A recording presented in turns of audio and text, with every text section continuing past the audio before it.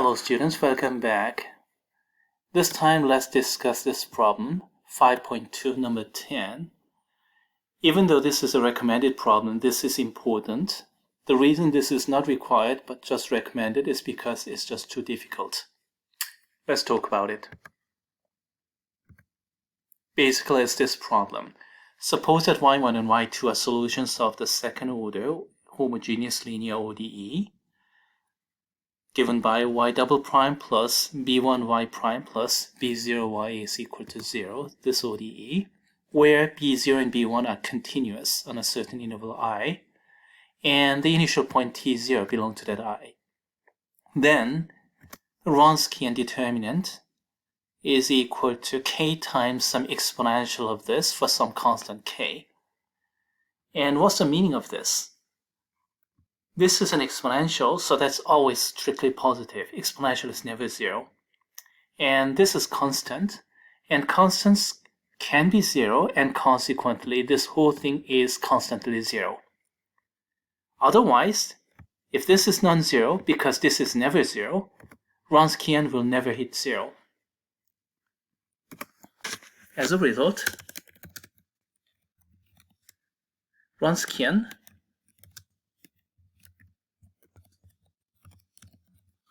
determinant is either constantly zero, which happens when k is zero, or never zero. That happens when k is non-zero.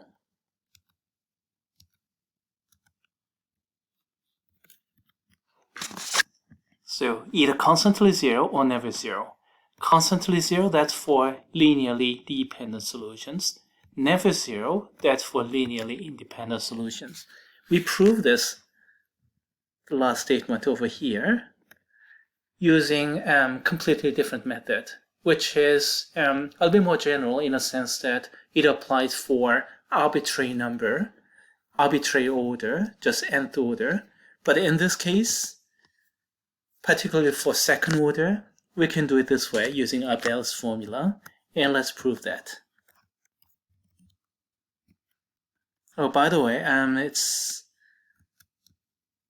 kind of difficult to see. Maybe let me rewrite it in the following fashion: minus capital B of t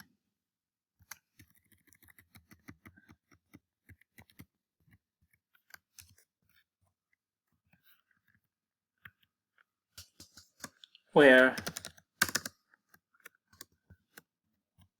B of t is this exponential, this integral, excuse me.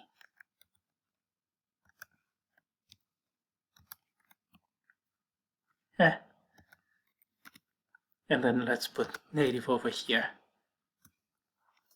That's another way to express the same thing here. If you don't like this exponential and another integral, which is kind of difficult to read. Okay, let's begin. Okay, let's begin with this function. W of t is defined by this determinant, Wronskian determinant. Of course, this is not going to be restricted at specific t0 value anymore. T is going to be variable now. Set it like this, and let's calculate its derivative. Okay, what is this quantity? Multiply principal diagonal, so y1 of t times y2 prime of t minus the other diagonal, y2 of t times y1 prime of t. And then let's calculate its derivative function.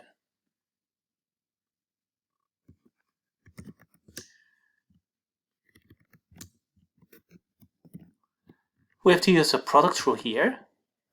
So that's going to be y1 prime of t times y2 prime of t plus y1 of t, y2 double prime of t. Please note that I just used the product rule.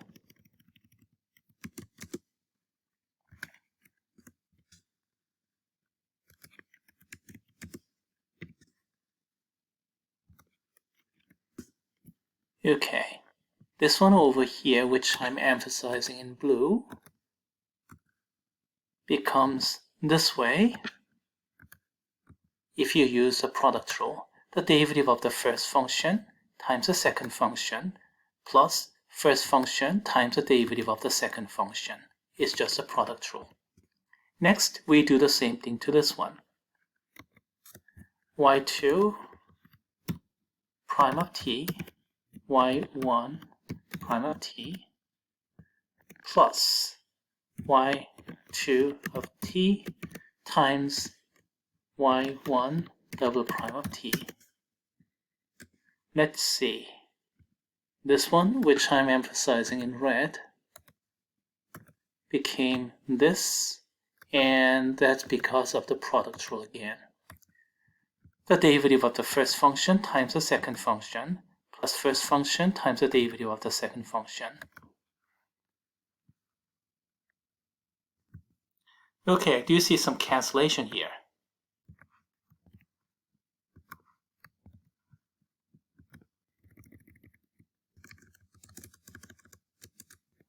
Let's see. y1 prime, y2 prime, and y2 prime times y1 prime will cancel each other out. So that's gone. And then that's gone.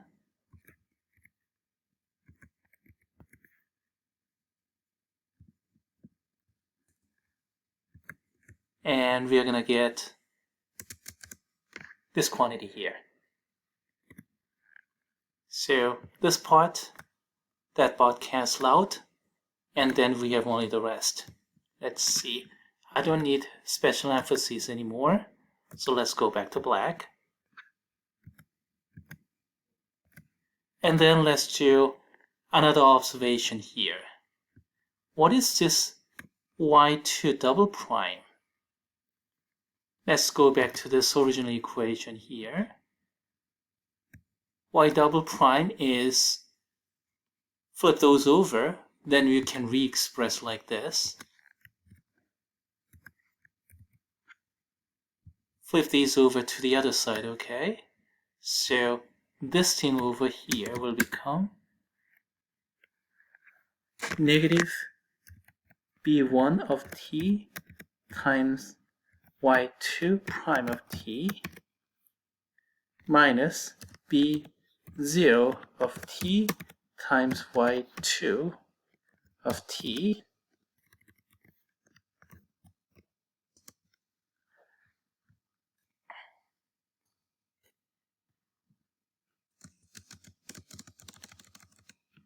Okay, let's pay attention to this one, which I'm highlighting in different color. Let's see. Shall I use green? Green is too bright. Let me adjust the color a little bit.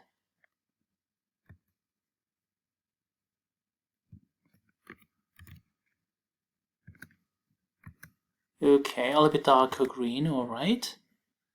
And from here, y double prime is equivalent to, flipped over the other two, minus of b1 y2 prime, b0 y2. That's equivalent to these.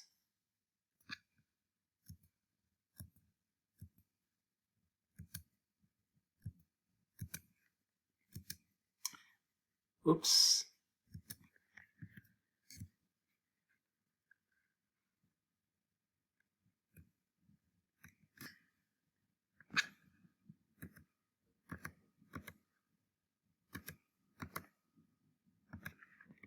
Mathematica is great software, but sometimes it gets a bit funky about cursor movement.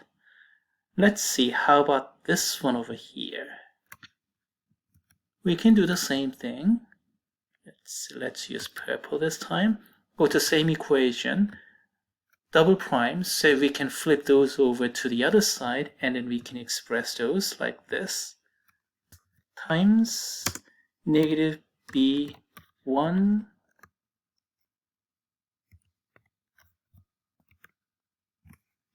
y1 prime of t minus b0 y1 of t.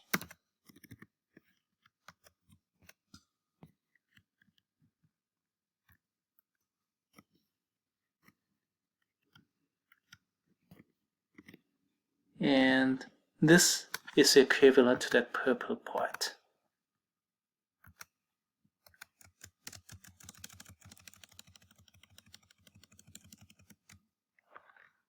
Okay, that's equivalent to this part. Again, the same thing took place. Somehow I lost my color.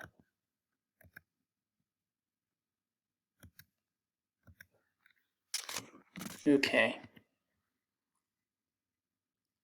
All right. And then let's do some further computation. What do you have?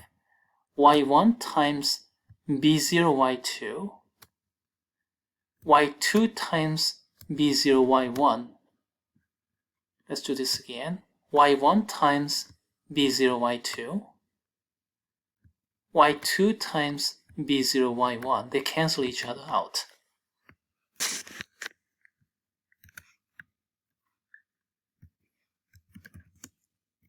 Equivalent to y1 of t,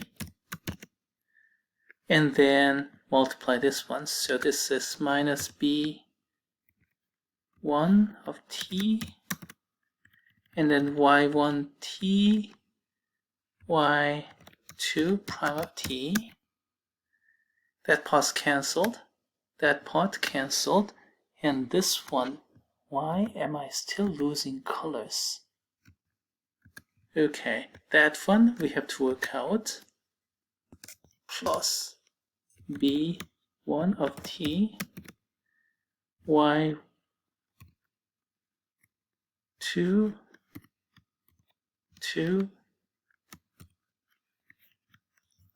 t times y1 prime of t.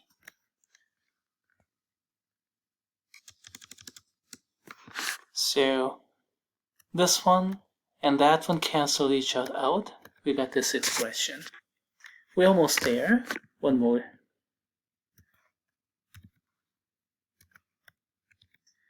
Factor this b1 out.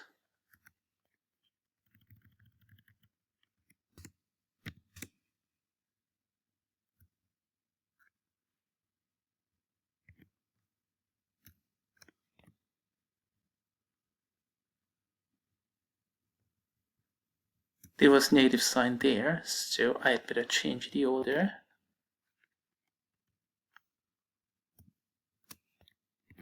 y1 prime,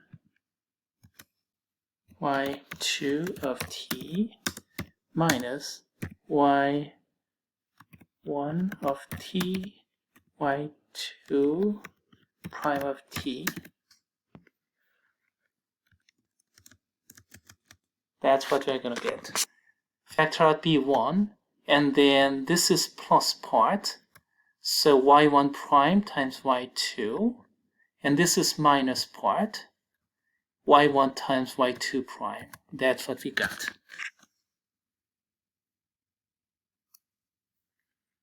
So what is this? y1 prime, y2, and then y1, y2 prime. What is this?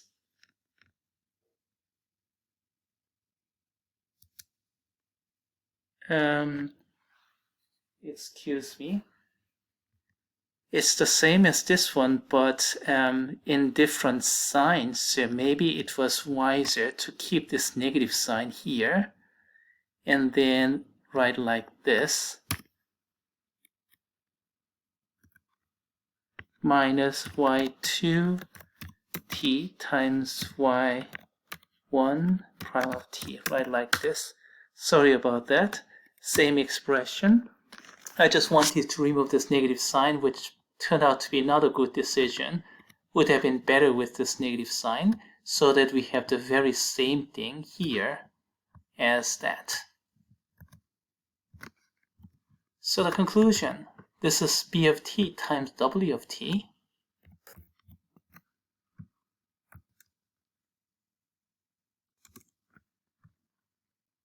And we get the following conclusion.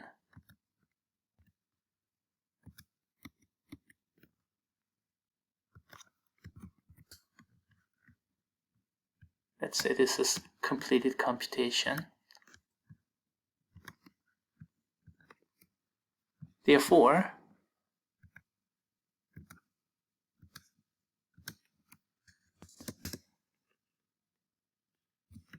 B1 of t is negative of W prime of t over W of t.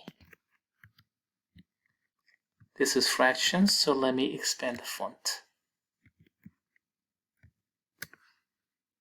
So that's what we get. Flip this W to the other side, we get this fraction.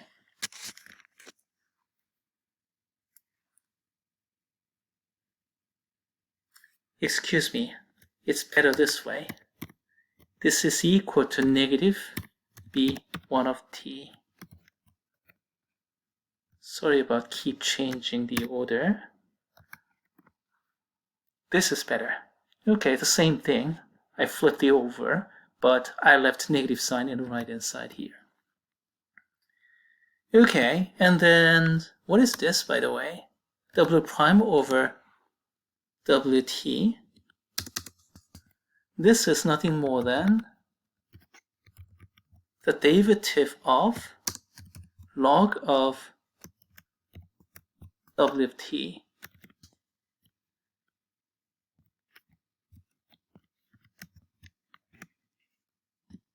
This one over here, which I'm highlighting in red, is a derivative of logarithm. I don't need this parenthesis, so let me write it in a little bit better fashion like this. You can easily check that. Start from here, take the derivative, then you get W prime over W. Okay, so the derivative of this, so we can find out log of W. Simply by taking the antiderivative. So this is going from t0 to t, and then negative b1 of some other variable. We get like this. And finally, from some constant k, constant c, and then let's work out further. W of t is therefore, let me expand the font yet again, is therefore exponential of this integral here. We already took this negative, so we got that.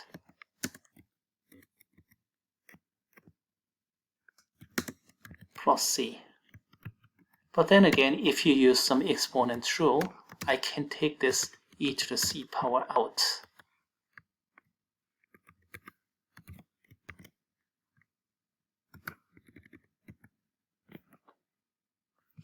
Maybe even bigger font would help. So this plus c, I can take it out. And c is constant, so e to the c power, let's take this one as a new constant, k, times this exponential. And that's precisely what we wanted all along. So that completes the proof.